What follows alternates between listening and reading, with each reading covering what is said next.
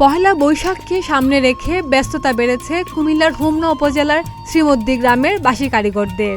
এই গ্রামের অনেক পরিবার বাঁশি শিল্পের সাথে জড়িত হয়ে পাল্টে দিয়েছে গ্রামের দৃশ্যপট। একমাত্র বাঁশি তৈরি করে এখানকার অনেকেই জীবিকা নির্বাহ করে। কুমিল্লার হোমনা উপজেলা সদর থেকে 1.5 কিলোমিটার দূরে শ্রীমদ্দি গ্রামটির অবস্থান। বাঁশি তৈরি করে এখন সচ্ছল জীবনযাপন করছে গ্রামের অনেকেই।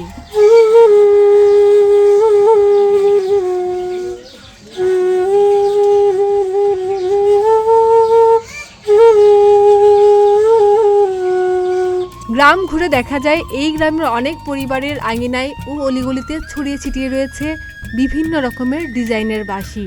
নারী, পুরুষ, শিশুসহ সব বয়সী মানুষই বাঁশি শিল্পের বিভিন্ন ডিজাইন তৈরি করতে নিয়োজিত। প্রত্যেকে নিজ নিজ কাজের ফাঁকে সময় অনুযায়ী বাঁশি তৈরি করছে।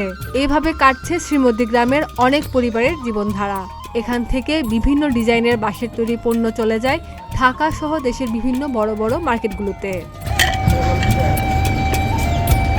চট্টগ্রাম, ফটিকছড়ি, সীতাকুণ্ড, মিরসরাই থেকে মুলি বাঁশের বাজালি কিনে শ্রীমদ্দি গ্রামে নিয়ে আসা হয়। পরে বিভিন্ন মাপ অনুযায়ী মুলি বাঁশের বাজালি কেটে টুকরো টুকরো করা হয়। এরপর টুকরোগুলি রোদে শুকিয়ে লোহার কয়লার ধারা গরম করে মাপ অনুযায়ী বাঁশের ছিদ্র করা হয় এবং মান্দাল গাছের কাঠ দিয়ে কড়ি তৈরি করে বাঁশের মাথায় আটকে দেওয়া হয়। তারপর বাঁশের কভারে রং তারা বিভিন্ন ডিজাইন করে বাজারজাত করা হয়।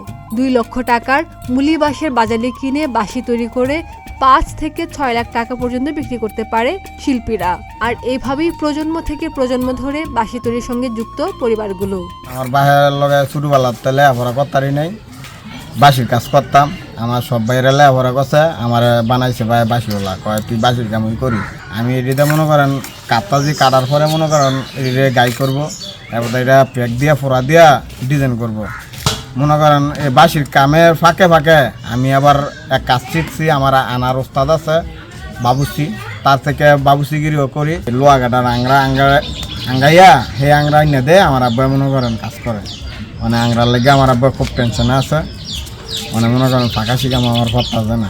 জিনিসপত্রের দাম বাড়লেও তাদের তৈরি বাঁশের দাম আগের মতোই, জানান বাঁশি তৈরির কারিগররা। তারা জানান তাদের তৈরি বাঁশি অনেক দূর দূরান্ত জেলা ও শহর থেকে পাইকাররা এসে কিনে নিয়ে যান। পূর্বে 1280টি কাউন বাঁশের বাজালির মূল্য ছিল 1500 টাকা। বর্তমানে 2 বছর যাবৎ 1280টি বাঁশের মূল্য 2000 টাকা। এমনকি রং, কয়লা ও প্রিন্ট সহ বাঁশি তৈরির সকল উপকরণই দাম বেড়েছে। কিন্তু বাঁশি 2 বছর পূর্বে যে দাম ছিল চলতি বছরও একই দাম।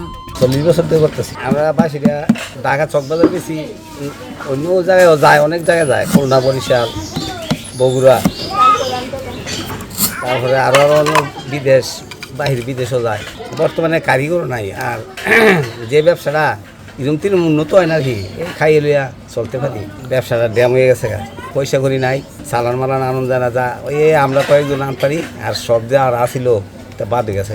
বৈশাখী মেলাকে সামনে রেখে বাঁশি তৈরির কারিগররা প্রচুর বাঁশের বাঁশি তৈরি করছে। তবুও যেন বাঁশি শিল্পীদের মনে নেই আনন্দ।